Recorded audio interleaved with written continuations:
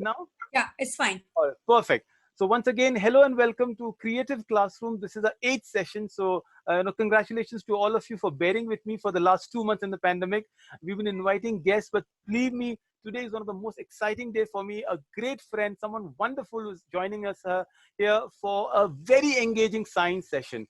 Before even I introduce our guests today I just wanted to share something. Why is science so interesting? What are we going to do about it today's session? So this is a little presentation I've compiled for you. We're going to decode some of the biggest mysteries of science with all of you here. Today, in fact, if you don't learn anything from today's session, you're going to learn one of the most important scientific questions that has baffled scientists across ages. You can see Stephen Hawking, Charles Darwin, Isaac Asimov, the father of modern science fiction, Madame Curie. What kind of question is it? Anybody would like to, use the chat, even this one. Can you tell me the biggest scientific question that has baffled someone like Albert Einstein and Hawkins have Tesla is around? So please tell me, what's the biggest scientific question we're talking about? All right, you can use your chat. You can tell me about it. We've got a lot of people in, so that will be wonderful. I think we all are teachers, so we know. Right. Interesting. Fantastic. I've not got a single answer yet, so I know how difficult this question is. But come on. Chat is disabled, sir. No, sorry, ma'am. I'm so sorry. This was a morning session I had. So thank you so much. It's right there. You can use it. Please go ahead. So the most important science question that has baffled scientists over the ages, and today our guest is going to answer that question for us.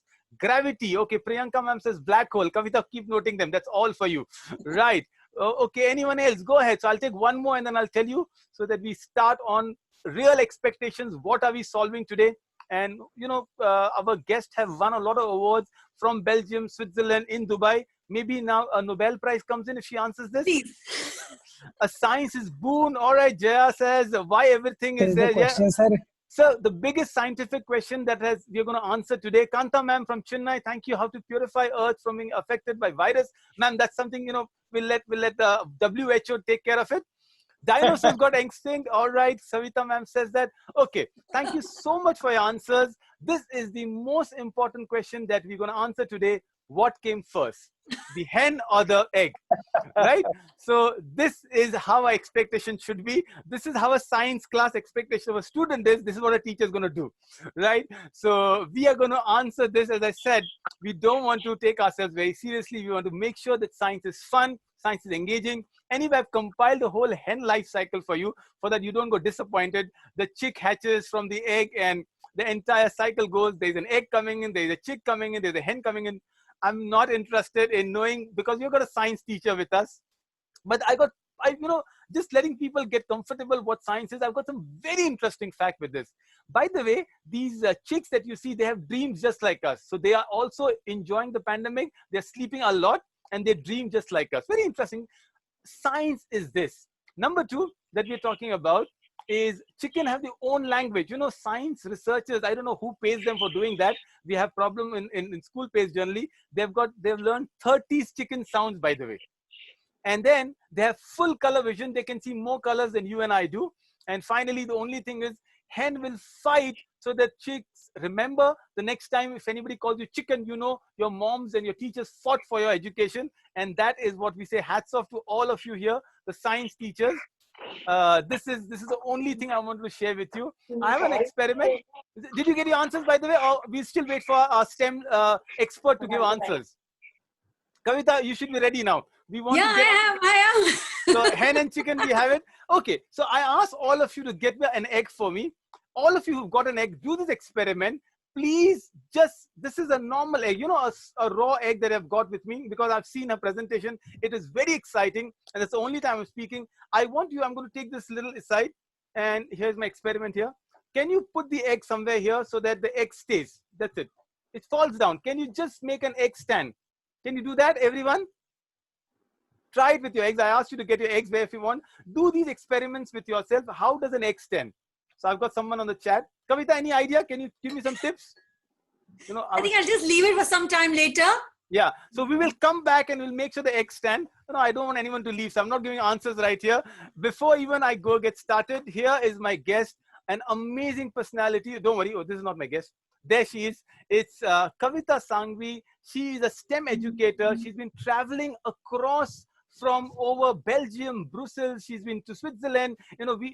She's been awarded as a finalist for the Worky Group's Global Education Award. Kavita, some great achievements under your belt. I'm so proud. You got a certificate from Harvard. That's amazing. A master's degree in physics, education, philosophy. Oh my God. I mean, itna kab pad liya aapne, sir? So this is, and she told me her biggest achievement was actually being interviewed by me. Wow. After all of that, Kavita, but you're awesome. You're awesome, Daud. Please stop it. Let's stop it. Okay, no, I think we already know about you a lot. Little self-praise will I indulge myself, but thank you so much for being here. We're going Facebook Live. Please give a round of applause for our guest and our speaker for today, Kavita Sanghvi. Thank you so much. It's our honor to have you, Kavita. Thank you so much. And I hope I do live up to his expectations. So science has always been my passion, and it's something that I've always strived to make sure that it becomes a reality for everybody. So they're able to connect it with every single thing. So because of that, I'm going to be sharing something about you. We've been all watching our planets. We've been all watching a couple of eclipses happening. Now, I want to know that which planet is something that you've been really intrigued about. Can you write in your chat box, which is a planet which you're really intrigued about, that you want to know what exactly is happening there? Mars, okay. Jupiter, Mars, okay. Okay. Wow. Saturn, Earth. Salma, thank you so much. We're already learning a lot about Earth, the moon, Venus, yes. Yes. Women are from Venus, yes. Okay, great, great. So I guess majority are saying Mars. So therefore, to understand Mars, NASA had set an InSight, actually called a short for interior exploration, a Mars lander, to give the red planet its first thorough checkup, since it formed 4.5 billion years ago. And they wanted to know the three parts, that is the crust, the mantle, and the core. So I'm going to share my screen with you to show you a short video. All right.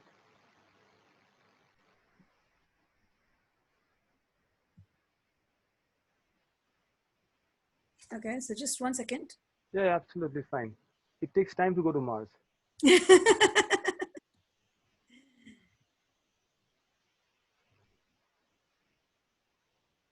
Meanwhile, I'm just sending the message to everyone else. We are live on Facebook because we are 100 now. And this is wonderful. Oh my goodness, this is 4-5. That's so great. Okay, so we're just sort of going to watch a short video. Is my screen seen by everybody? Yes, now. Okay, great. Yes. So let's watch this video together. Have you started the computer sound, or you want to just restart it? There's a small icon you click before you share the screen. No, I'm not. Just unshare and do it. Okay, I'll do it once again. So just one box below, just click that so we can hear your sound. Share computer sound, yeah. Yes, okay, fine. Yes. Yeah. Great.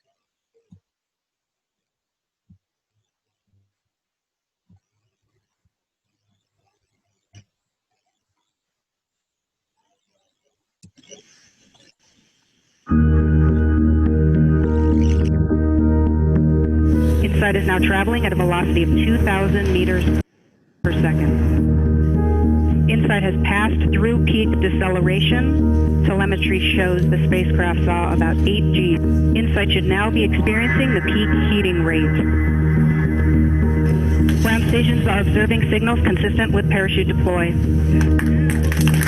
Marco Alpha, Marco Bravo, maintain lock status.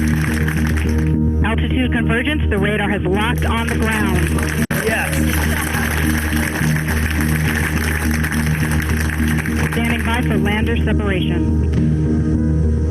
Lander separation commanded. Altitude 600 meters. Altitude 400 meters. 200 meters.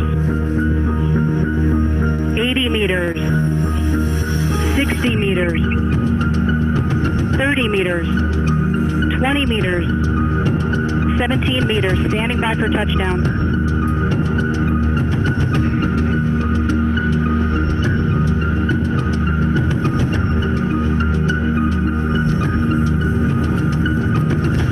Touchdown confirmed.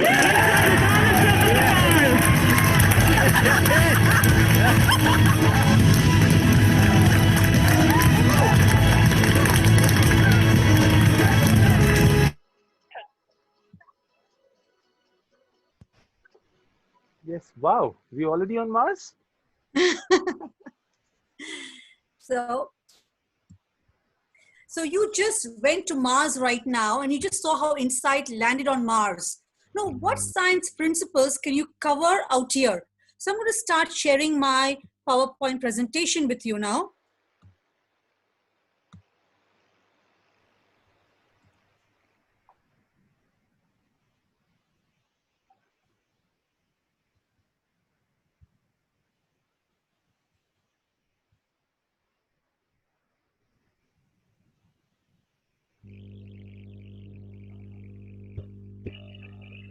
Okay, I'm trying. Perfect. We are there. I can see the presentation. Yeah. Just I'm just trying to make it a large, so therefore you can see this. When 1 second, if it's not working, I'll just see if I can do a slideshow.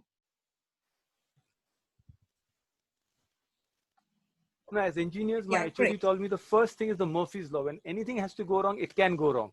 So we are here.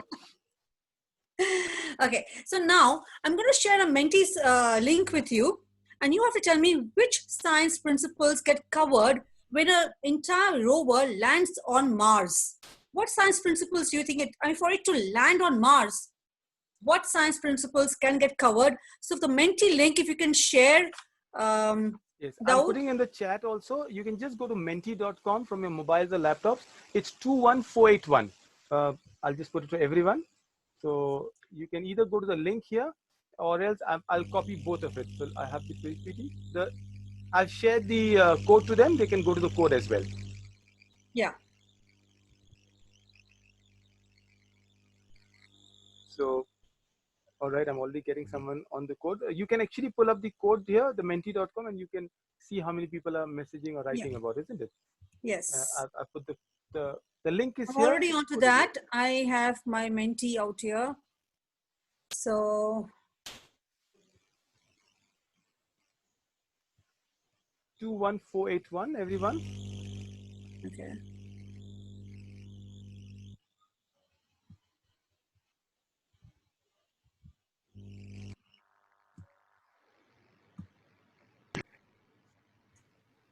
So which science principles get covered out here?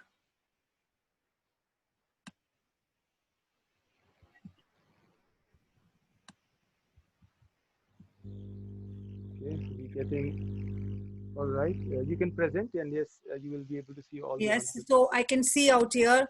I think you can all see out here velocity, velocity and gravity, satellites, escape velocity, excellent. Gravity, yes. I mean, do you know what the gravity of Mars is compared to Earth? Is it higher or is it lower? Great. So it does gravity technology. Okay. Escape velocity. Fine. There's Fine. someone who says it's lower, and he's seen Martian. He knows about Matt Damon. Shruti ma'am says Newton's third law of motion. All right. Okay. Okay. So I guess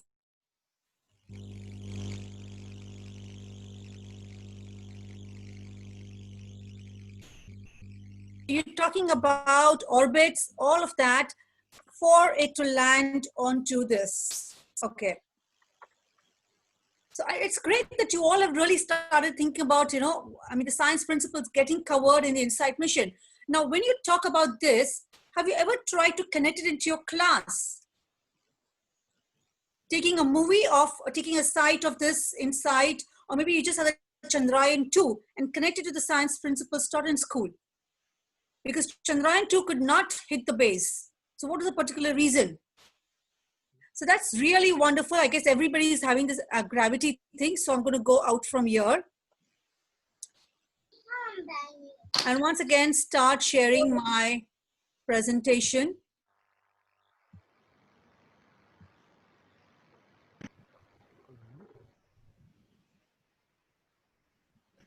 Right, Javed sir. Surface is not flat. Okay. So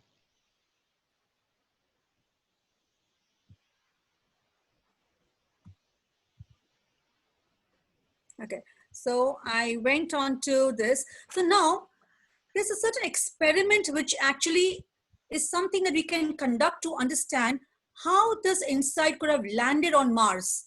So first of all, you have an egg. What do you think will actually happen if you just drop the egg? Okay. What do you think is going to happen? We can write on the chat box. And at what particular height do you think it will not break? And at what particular height do you think after that it will start breaking? Okay. Madhya ma'am says it's smash. So this Jaya says, Shabana ma'am says fall and break. There are no scientists here. It will hatch into a hen or a chick. Please, Daud, come on. So you all know that even though the egg has a hard shell, the minute you drop it, it smashes. So my experiment to you is, my critical thinking question to you is, how are you going to make sure that your egg is not going to smash when you throw it from any particular height? Now, let me tell you, there was a gentleman, David Donahue, on August 22nd, 1994. He had a world record. He threw an egg out of a helicopter onto a golf course in the UK from a height of 213 meters. That is 700 feet. And the egg did not break. So what had he done? So I want you now to start thinking critically and tell me, how is it that you will stop the egg or prevent the egg from breaking? And for that, I have another Mentimeter link out here. Please, the same code you can use and share with me. I shared the link here. You can use the same code. I'm just sharing the code again. This is actually a fun science class, you know. So I'm going to go back to the Mentimeter one and share the screen as to the Mentimeter one. There you are. Okay, so there's a question, is it a raw egg or a boiled one? Oh, that's really smart. No, it's a raw egg. It's a raw egg. Okay. So there is, Jaya ma'am has given a whole scienceworld.com. Fair enough. You expect that from Egg drop principles? activity. How do you cushion the egg from smashing when you throw it from top, from any height?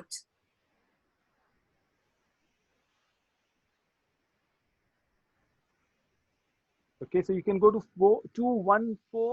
Boil it. Wow, that's really commendable. But what if I'm not going to boil it? Tie a parachute. That's something nice. Tie a parachute. Why would I tie a parachute? By wrapping with what?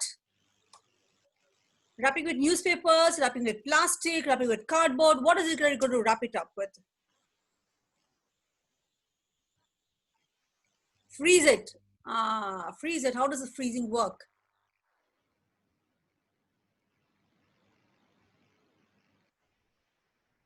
Wow, I'm looking for keep a bowl of water on the ground. Maybe if I throw it from anywhere, I don't know where it's going to hit.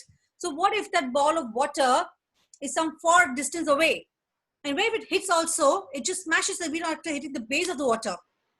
Hang it with ribbon. Aha. Slow the fall or cushion the impact. Very good. You're slowing the fall. And therefore, what are you going to connect with this answer out here? Keep in vinegar overnight. Wow, you have some wonderful answers. Wrap it with bubble polythene. Keep it in a small parachute. Reduce speed. Yes, but how do you reduce the speed? Excellent. So you have got it somewhere here. Sand. Very good place to sand. Very good.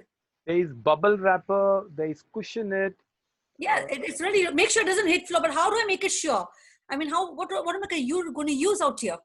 Wow, looking at the answers, Kavita, this is how I passed my engineering. I wrote something and they gave me marks. Exactly. So it's really good. So therefore, now looking at this, I'm going to stop sharing the screen once again. So you've got it somewhere that you're going to be reducing the speed. You're going to be wrapping it with something. You're going to be cushioning it. So yes, definitely you are on the right track. You're very much on the right track. So let's start.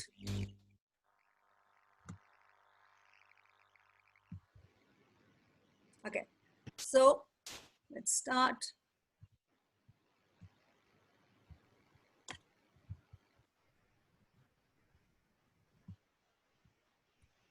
So what have you arrived at? What are the hypotheses that you've arrived at? I think I just mentioned the 3 or 4. cushioning it, using the speed, and wrapping it. So let me show you some photographs out here, one pictures of people actually having experimented with it and see what's happening. In the first photograph, you see some sand, somebody who spoke about sand. And the second thing, you feel some cushioning has actually happened out here. The third part, you said put a parachute, which I just spoke about. And the fourth part, look at that really ingenious, engineering that the person has shown. You actually designing it to so that no matter what height you throw it from, it's really not going to break. So all these four things really worked out. They were successful. But the newspaper one, the other things, it didn't work out. So let me show you exactly what the children had done. From different heights onto different materials. And they started with grass, plastic bin, towel, and a bubble wrap. At a height of 2 feet, at grass, it did not break. The plastic bin, it broke. The towel, it did not break because it's supposed to be cushioned very well. And the bubble wrap did not break from 2 feet. From 5 feet, it did not break for grass and for towel, but for bubble wrap, it did break. 10 feet, again, the grass was more protective and it could happened, but the towel also did not break and the materials here, it broke. So you can have some kind of activity in the class like this, taking an egg, making the students think differently. And after that, what are you going to do? How can you link it to the topic which I showed you before? Insight lands on Mars. So how can you connect it? That's very, very important. So what did you actually do? I gave you a problem. And after a problem, you created a hypothesis. You explored, you experimented. I shared the data with you. So you actually did an investigation of the entire experimentation out here.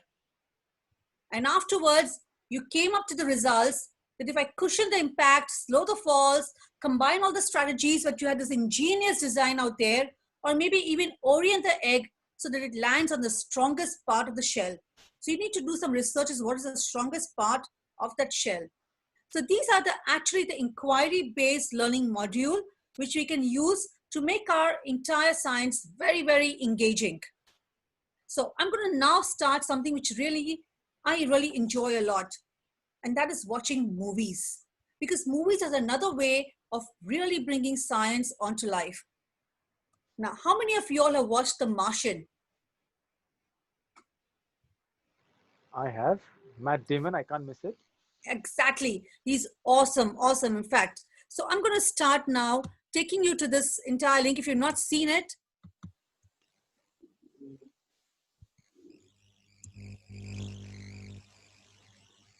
okay. So I'm going to share the link, copy the link and take it across. You can keep it, Kavita. I'm going to do that for you. Okay, wonderful, wonderful. So we can share this thing. So should I stop sharing screen right now? That's okay. I can do it from my end. Okay, fine. Let me just play it for you. Just tell me how much you want me to play and then I will stop it completely. Yeah. Once I start it. So it is one evening that I came from work and I started watching the movie Martian.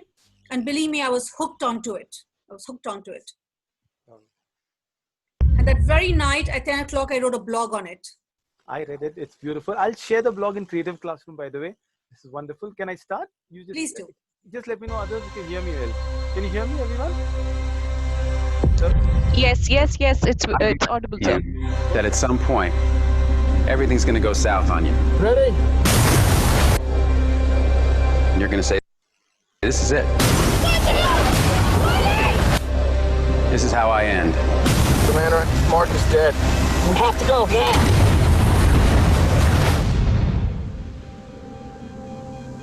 Now you can either accept that, or you can get to work. This will come as quite a shock to my crewmates, and to NASA, and to the entire world. But I'm still alive. Surprise. Here's the rub. It's gonna be 4 years for another mission to reach me. And I'm gonna have designed to last 31 days. So I gotta make water and grow food on a planet where nothing grows. But if I can't figure out a way to make contact with NASA, then none of this matters anyway. We've got an incoming message. Mein Gott. Mark Watney's still alive. In your face, Neil Armstrong. There must be some kind of way out of here. Okay, so let's do it. I have enough food to last for 50 days. He's going. Shall I continue, right? No, it's okay. So basically the character Watney, he was with his entire team on Mars. And then there's some kind of a storm came in and they thought that they had lost Watney and they left from Mars. And Watney then actually gets up and realizes that he's all alone. And then he starts realizing that he has to live. He needs water, he needs food, and he starts creating, making food, growing food out of feces and all these things, human feces, and then he starts getting water out of creating some, the respective pipes. Now, when you start looking at those kind of problems, you start thinking, what part of this movie actually lends itself to science? What it doesn't lend itself to science? So, Dawood, is my screen still shared? No, it's not shared yet. You have to share it again. Okay. So I'll just share my screen.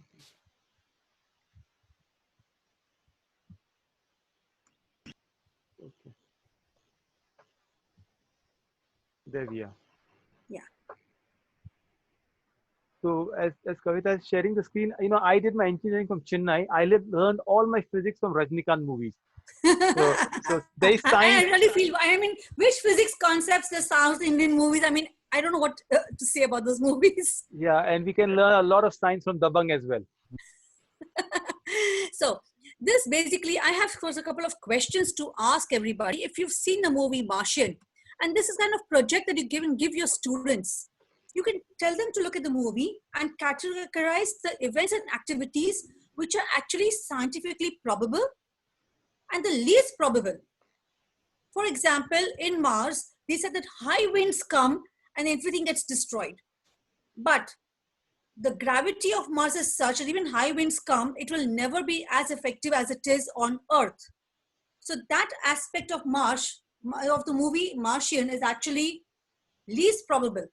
So you're having this kind of questions out here, like for example, Watney has limited food and as a botanist utilizes Martian soil fertilized with crew's feces to produce potatoes, which helps him survive for 500 sols. Sols is the Martian solar days. Now, does Martian soil really support growing of food? So somebody has to now really explore the soil of Mars. Now, there was a high Mars wind of 100 miles per hour, which destroyed Watney's crops. Actually, can Mars climate support or negate the statement? And I just told you right now, with the gravity and the winds and glowing out there, it's not possible. Now, the space explorers are wearing a heavy space suit and struggling with the weight.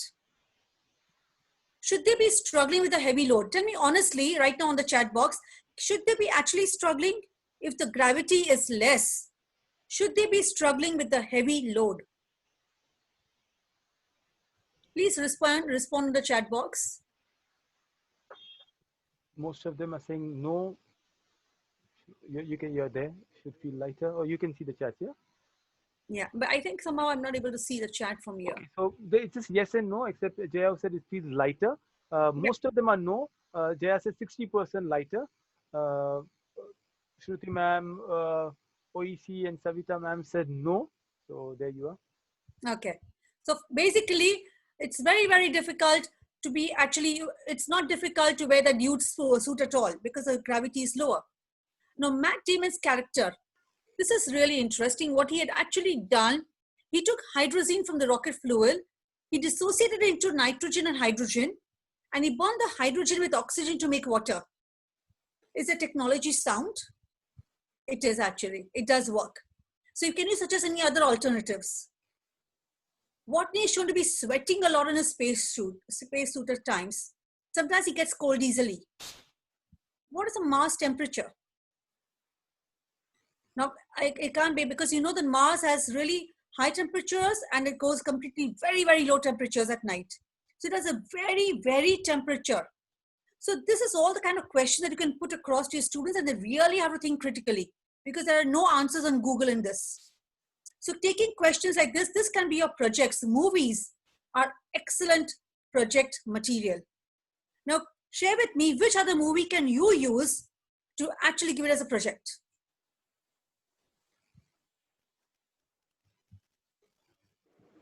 I had a question here, ma'am. Yes. Yeah. So for that, for asking a question, these kind of questions and kind of inculcating the critical thinking, we also need to know the answers. And since you said Google also doesn't have answers, teachers need to be knowing themselves to be posing such questions. Yeah. So this what happens is the answer is there because if you read across everything about Mars, if you go on to NASA and read about Mars, you will have all the answers. I went and got the answers. But it is not that I can put the question and the same answer will come out because the question has been created by me. Right. And also you are creating curiosity, isn't it? Exactly. So I have created the question based on the movie. So you won't find the exact question on the Google answer. You will find entire information on Mars. Then you connect that information to the question. So that is what your students are doing. And Kavita, if you allow me, may I just add something? Please do. So what I think is that teacher's job is not to give right answers. The teacher's job is to incite that curiosity and leave the child on his own journey to explore and find his own answers. Exactly. Absolutely. And he will. Let me tell you, they will find all the answers because I've done this with the students and they've really done well. And so the second job is to mark it wrong. I said, "Ye bhi nahi aata, jao dhoond ke aao." You will find out somewhere. You don't worry. They're very smart. So which other movies? Can you just read out exactly if there are any movies that they've mentioned? Mangalyaan, that's what I've seen. Very nice. Mission Mangal. Interstellar. Oh, lovely Javed sir Interstellar from Delhi. Is awesome. Yes. Three Idiots. Okay, that's more on education. Give me more science. So, how many of you all, yes, any other movies? Gravity. There is most of them. Sandra Bullock's Gravity. Yes. Interstellar. Very good. Okay. Okay. So Vertical Limit. Yes. Okay. So. Yeah. Let me tell you, I really love Marvel movies because Marvel movies is something I really like dissecting, and I love the science out there. And one movie which I wrote another blog on actually. That's Black Panther. The Black Panther. So the Black Panther is basically, what is that material that they keep talking about in Black Panther? Please write down the material that you keep talking about. That they say that it's not available with any other planet, but it's only available with the Black Panther, that the country that they are in. Vibranium, Fardeen ma'am. Thank you, Fardeen sir. Okay, right. Okay. Exactly. So I had written a blog of this and I said if vibranium was actually available in the world today, what would wars look like? What would negotiations, connections, everything look like today? So what is the changing face of this? What if we had our armies as super people like this? What would be looking at the world? So therefore critically thinking about even bringing in human aspects of emotions, love, understanding. So these things also can be added. So you can use movies very much to make science engaging. And wow, this is another thing I really love. I love history. Some of the comments for you, Kavita. It would become the currency ruling the world, as Jaya ma'am says. Vibranium, Priyanka ma'am is asking, what is it? Priyanka Chakravarti. So I'll leave it to our host to tell us. And but Priyanka ma'am, you must visit Wakanda. I mean, trust me. Wakanda. So if you've seen any of this vibranium, it is basically supposed to be that a meteorite had hit Wakanda and it left the material vibranium out there. And they use the vibranium to create all the technological tools, advanced technological tools out there. So Wakanda is supposed to be very, very highly developed. So if you watch the movie Black Panther and then have a discussion with your students, they're going to love you. They're going to really love you. So another thing I really love a lot is history. And history lends itself to science so beautifully. So I'm going to share a short story with you right now. Now in 54 AD, we had, before 54 AD, the ruler was Claudius. Now, Claudius was a very, very good ruler and he got married to a lady. One second, I'll just find out. Agrippina. He got married to a woman called Agrippina and Agrippina's son was Nero. Now, Agrippina wanted Nero to come to power. So she fed Claudius some for some poisonous mushrooms and he passed away. And at the age of 17, Nero became the emperor. Now, Nero had three people of whom he was counting on. One was his mother, Agrippina.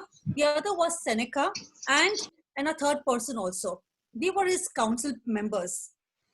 Agrippina got him married to Claudius's daughter also, Octavia, so that his entire position was very, very stable. The first 5 years, he heard everybody. He was listening to everybody. The Senate liked him very much. But later on, he started becoming very suspicious about every single thing. So when he started saying that I am now become grown up, I don't require support as such. And Seneca told him that it's time that you started taking your own decisions. So when he started doing that, his mother started supporting his stepbrother, that is Claudius's son. And he didn't like it at all. So he tried to get his mother drowned. But the mother survived. So then he actually went and killed his mother. Then after that, he fell in love with one of his Senate's wives. So he has his wife Octavia. He got her also killed because he wanted the power completely to himself. Now, after he married his entire love also, he killed her also in one of the days, one of the rages. Now, he loved music. He loved himself so much that he actually used all the money that he had created to create a 100-feet statue about himself.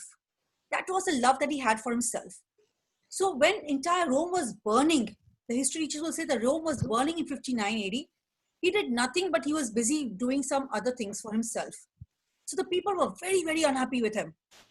And later on, he went to Greece to have those particular games played.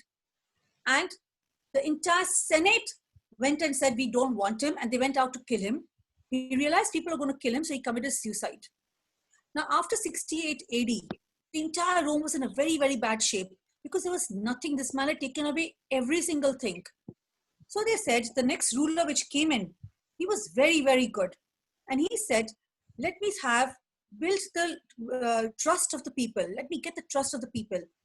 And to get the trust of the people, he actually built the Colosseum. So they started the Colosseum in 72 AD. And in 80 AD, the Colosseum was built. And this Colosseum was done by started by Vespasian and completed by Titus. And this entire Colosseum was built of stone and concrete, supported by 80 semicircular columns. Now, this is the Colosseum for you. And till today, you see that this is Rome burning out here. And till today, the Colosseum is standing. At least 2/3 got destroyed because of it was built in 80 AD and today is 2020. But we still see the Colosseum. So, tell me how the architects in that era were able to cater to an audience of 50,000 people. At that time, there was no technology like this. The Colosseum measured 620 feet by 513 feet. Now it's completely destroyed, and now work has actually started to restore it once again. I keep having these questions out here. In those days, we did not have mics or electricity. Then how are they able to cater to a crowd of 50,000 people? How could your voice reach across? The structure is even lasting today. What is it making it so durable? Today, if I want to build a similar structure, what technology, what metals will I use?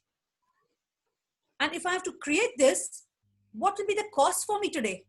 So they will see this cost and they realize, okay, at that time it was this much. Today, how much? So you're doing accounting, you're doing business studies, you're doing so much of other things for your entire subjects. That time it catered to combats and games. You had your gladiators. But today you have artificial intelligence, machine learning, augmented reality. You have this human rights standing out here. You cannot have anybody killed out here. You have the social media at a peak. So now what games can you play? And you can even scout the timelines of other civilizations to see what can happen. And then actually have a thought-provoking question. That emperor like Nero was tolerated for 13 years. Do you think our people can tolerate such despotic rulers today? So you are bringing in, even along with science, and as I said, I speak of STEM. You're bringing in science, technology, engineering, mathematics, and very important, the arts. So clubbing your subjects with other subjects makes it so interesting and brings in history and makes everything come alive. So if you start thinking of any such monuments and you start the history and you connect it to the science today, you realize the students will really fall in love with you. So can you think of any of these answers?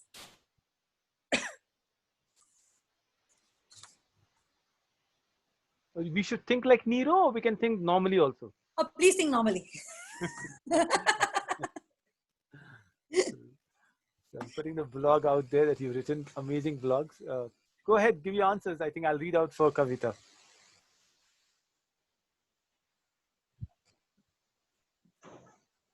Kavita, for the first question, I would like to say that math, especially the geometry part, plays a big role here.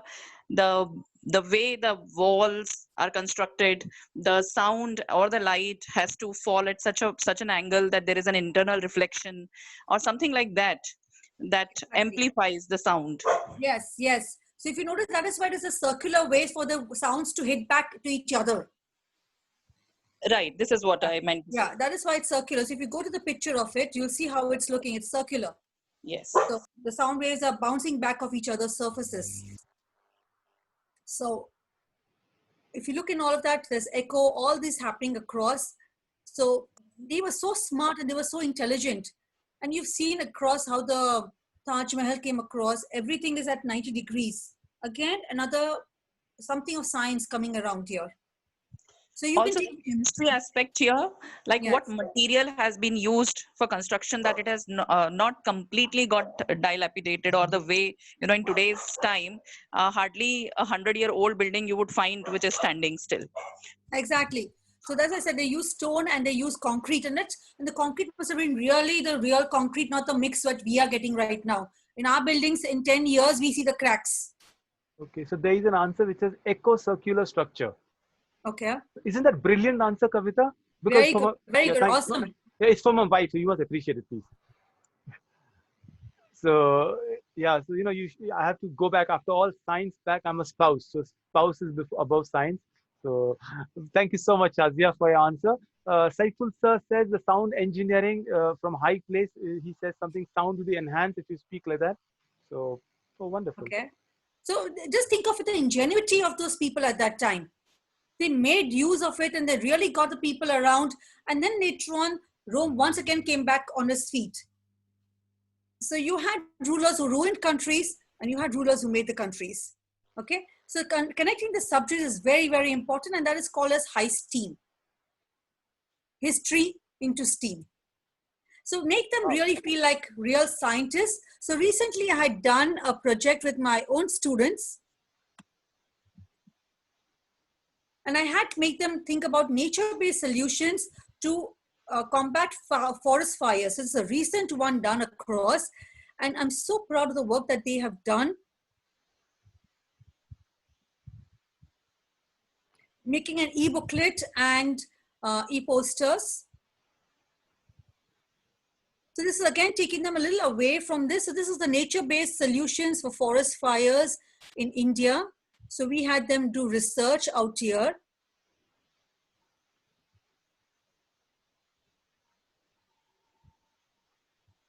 So this is all part of, again, science, which we did on science, but clubbing it with geography, clubbing with environment. And these are the kind of projects that you can actually have the students use. Also, the first time they create e-booklets. So given the kind of virtual platforms that we are having right now, virtual classes, using these platforms is something that you can really make maximum use of. So the ground fluids.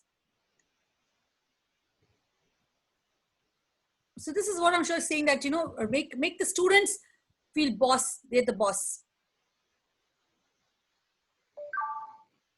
Okay, so is my presentation seen? Yes, we can see the flip snacks. We can't see the links. Are you taking us to the links? No, I think I took you all. We can see the links here. If you want, I can copy the links and show that. I'll just stop and I'll start sharing once again. I'll just go back to my presentation. Okay. Sure. I've put the links on the chat also, so if anyone wants to go and look at all the blogs as Kavita is speaking, I'm putting them and I'll compile and share them with you as well. All her blogs, I keep following every single one of them. So I just love writing, and I feel that's something that helps me connect with everybody else. Okay, so this is make them feel like real scientists. Now, 2 models which you can use to actually make sure that students are completely engaged, and that is, you already know the 5 E's. Now, 5 E's is, first of all, you have them explore the topic, then they give an explanation, they elaborate, they engaged, and they all the time, every 4 times, every time they're being evaluated. So this 5 E's is something that is called as constructivist model, where they're constructing knowledge, and that is so important to make science engaging. Another model is the ADDIE model, which just came in 1975. It was started by the US Army, and that is for designing and developing educational and training programs. So the first part is analysis. Who's my audience? What am I catering at? What is the need? What are the delivery that they want? So I have this analysis as what are my students wanting right now? So let me take an example. Right now we all are on virtual classes, and I have to take a platform for which I can actually, my students can see me, I can speak to them, I can correct their work, I can have assessments with them, I can have face-to-face, a lot of different activities with them. So this is my analysis. What do my students and what do I need right now? Then I design it. I design the learning objectives, assessment instruments, exercises, content. So now I've designed all my lesson plans to suit the online platform. So this is what I've done, my lesson plans, my assessments, my teaching strategies, everything I'm designing. Then I've developed them. I'm created, I've assembled every single thing from here and there, and then I have integrated technologies into it. And I'm projecting and reviewing all the time. So this is the development part. The implemented part is a procedure. Now, before I begin everything, I have to make sure that my teachers are trained, my students are trained, everybody has been trained for this entire online platform before implementing the entire work. So implementation has to be a lot of procedures to make sure that everybody is on the same page. And after I've begun my entire online thing, I'm now going to evaluate that what have I done this entire 1 month of online teaching? Have I evaluated? What have my students loved? What have my teachers loved? What is it that they've not been able to accomplish? So this ADDIE model is basically for completing designing our educational and training programs, which really helps us in science as to what program can I develop to ensure that my students are engaged. And once I begin, the program is developed, how am I going to teach my students in the class to ensure that learning has happened? And for that learning to happen, I have to have them explore, which I told you about, exploring through movies, exploring through your history, exploring through all your experiments that we did in the beginning, and then give them explanation. They have to offer us explanations after exploring it. So you offered me explanations on the egg experiment. You spoke about a couple of things. Then you elaborated. We tested a couple of things. We worked on a couple of things. And all this time you were engaged. And all these 5 times we were evaluating, and finally we came up with a conclusion for the experiment. So this is 2 models which really help to make science engaging. And finally, I really love this picture. We have a lot to say, but what is it that they actually are interested in? And that relevance part is what's going to be the real takeaway between the 2 of us. So with this, I end my presentation, and I look forward to your questions. Thank you so much, Kavita. This is so wonderful. I think she deserves a round of applause from everybody for being so magnanimous in accepting the invitation. So lovely. Thank you so much. Absolutely wonderful. I'll let the applause pour in. Yeah, please give your reactions. Keep applauding. Open your screens and share with us how you felt. So thank you so much, everybody. Thank you so much. Now I know why you are such a celebrated STEM instructor. Please, no, nothing. I have a lot to learn from these people. And when I enter the classes and I learn and I see what the teachers are doing, I get inspired. No, this is wonderful. You took us from an entire journey from the movies, taking us to Martian, dropping the egg from the helicopter. By the way, we still haven't got the egg answer, to your blogs, to Vibranium. Oh, it was in that 45, 50 minutes, you took us to a myriad array of science. And this is wonderful what you're talking to us. Thank you so much. Yes, oh, there is someone who already renamed himself as Robin Hood Pandey, but the chat says, thank you so much, ma'am. That's what the message says. So we'll take a couple of questions there. Thank you, Savita Sharma, ma'am, yes, this is expected from Kavita here for information, the engagement she's done. So hold on, before I take some couple of questions here, here is a little experiment I have kept for you. So, you know, one thing I was doing, Siddhi, can you see a little screen of mine? I'll put on a speaker's view. So just a little part of what I'm trying to do here. So there you see, I've got my eggs here, and Kavita, you still have to answer us. Yes. I asked you this question where, how does this happen? Isn't it? How do I put an egg? And can you do that? Can you put an egg and let it roll on? So it does not stand still. So I learned a little one. I put a little salt here, just a little tiny bit of salt here. I don't think you can see the salt here. And I let it be on, and hopefully it should stand. Oh, hold on. Don't worry, I'll put a little more salt then. You know, I was thinking of doing this experiment. Whoa, voila, you can applause for me also. My egg is standing, by the way. All of you, if you're looking at this, this is, and I can blow away my salt, and you can see that the egg is standing. Can you see it properly? I don't know if I can zoom it or not. You can see it very well. As simple as that. This was an experiment I was trying to do for a long time. It was not standing all this time. And I was saying that as teachers, take your life little bit of pinch of salt here. Online learning is challenging, it's difficult, but trust me, doing small things engages the child. I've been keeping my candle burn. And remember the famous pressure experiment? Yes. May I just say that you can find that balance if you are ready to take everything with a pinch of salt. Oh, lovely. Does it also apply to relationships and spouses especially? So go ahead. Every problem. You know, I've got another one before your question, and this is a very common one, the air pressure one. And I try to put this on and put it here. And let's see if it goes on. Pops in inside. Yeah. And trust me, it does not pop in. My wife asked, what, it doesn't pop in? I said, 100 people will know I'm a very bad scientist. And 100 people also know that I tried very hard. Okay? so don't worry. By the way, I've also kept a science experiment. If it doesn't go in this bottle, I've got another bottle. It goes in here very nicely. Science is learning new things from each other. So, you know, I'll not bore you with it. By the time it pops up, you will hear the sound. I'm taking the screen back. Kavita, it was so amazing. All your amazing pointers, beautiful pointers. We take a couple of more questions. We've got some time here. And then probably you can share a lot more than, I think there's so many people saying thank you to you. Lovely information. Thank you, all of you out there. Interesting.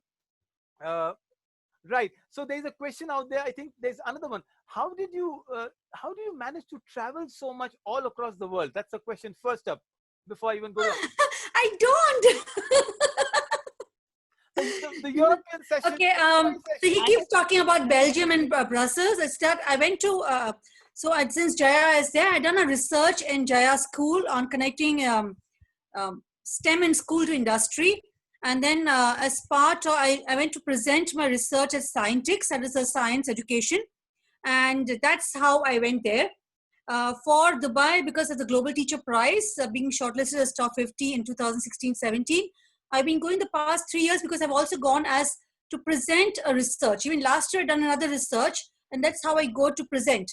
So it's not just for traveling, but it's just to present the researches. Wow. I call Kavita as a globetrotter. It's her pet name. There she is, absolutely fits in. So any other question from science teachers across, whatever you would love to do, ask questions, you know, she's there. So we'll take a couple of questions before I've got a list of my own questions to ask her. Put your questions on the chat and then probably we'll just pass on and ask her.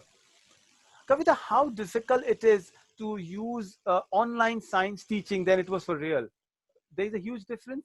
There is a difference because here what happens in face-to-face, you might, the students are also doing things in front of you and you're discussing here and there. But when it's on online, you don't know exactly what they're doing because you can't see everybody's videos. Okay. So like, for example, in Teams, you can see only 9 students at a time. Zoom is obviously not allowed. So you can't see the videos and see exactly what your children are doing.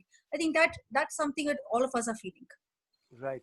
Okay, thank you so much, Jaya, for all these lovely pointers that you're asking. No, I'm not taking attendance, Jasmine ma'am. We are doing project-based learning, integration learning. Of all the science subjects, Kavita, what is your pet subject? Electricity, magnetism, plants, digestive. Okay, there's a whole world out there. So I've always liked radioactivity. Wow, she's Marie Curie there. Okay. Okay. There is a question from Salma, ma'am. Can you explain the pyramids of Egypt, ma'am? What do you want to understand? Okay, I'll pass on to her. Why should I? Pyramids. Okay. Is it the structural engineering? What about the pyramids? So I think the structural engineering that you have to do, that's where your STEM comes in. Honestly, your STEM comes in because how is it that the pyramids are still lasting today? Because the base obviously is huge. So that's how the center of gravity is very high. It's very, very low. So it's stable. If you see the entire shape of it, so they've used a center of gravity out there. The material used by it again is stones. Rest you can start looking at to what is the dimensions that they have taken. So you can go that. Also, there's quite deep inside, so the foundations are very, very strong. And you can once again go to Egyptian civilization and look in the mummy part also. How is it still lasting? Because they're able to do the history and find out that this is 2,000 years old and 3,000 years old. So it's been well preserved. So very good questions. Okay. And teachers, I want to tell you that I want to ask you now one question to all of you all. What are the 3 R's? Okay. What are 3 R's? Go ahead. What are the 3 R's? Fair enough. The same one we studied in school, it still exists? That's what I want to ask the teachers. What is the 3 R's? Okay, so reduce, Manusha, recycle. Okay, everybody answering the same. I was thinking of reading, writing, and arithmetic. And so now the latest 3 R's is reduction, refinement, okay, and replacement. Now, if you go into Scientix, you will learn. I'm going to type Scientix for you here. Go to Scientix and you will find that there is a completely different take on 3 R's now. It is... Wow, I just wrote reduction, refinement, and replacement. Replacement. Wow. And this is what you have to do now. Reduction of what? For example, if you want to prevent the environment, reduction of, say, plastics. Refinement. How are you going to refine the process so that you're saving the environment? Replacement. What can you replace plastics with? So this is the 3 R's now. So you become all smarter teachers now. You're not saying reduce, reuse, recycle. You're going to say reduction, refinement, and replacement. So you can go on to Scientix, this community, and it really, there are free MOOC courses out there. Please, please, please go for it and update yourself, because that's how I'm being updating myself. I just recently finished a course on Tune into Mars. And that's how I had the questions on Mars, because I've been working on it. So I designed a lesson plan for it. So you too can do that. So please go on to Scientix. Wow, with that advice, I think that's so amazing. Thank you so much, Kavita. I'm so thankful for accepting it. What a wonderful session it was. I still see the messages thank pouring in. Any question, please put on the chat messages in the WhatsApp group. I'll pass on to her. She's been generous enough to answer most of it, or else she'll add a blog for all of us at the end of the day. Thank you once again on behalf of everybody here on the Creative Classroom. Once again, thank you so much for being here. It was an amazing session. Thank you. Thank you so much. Thanks for having me here. Thank you, all the teachers.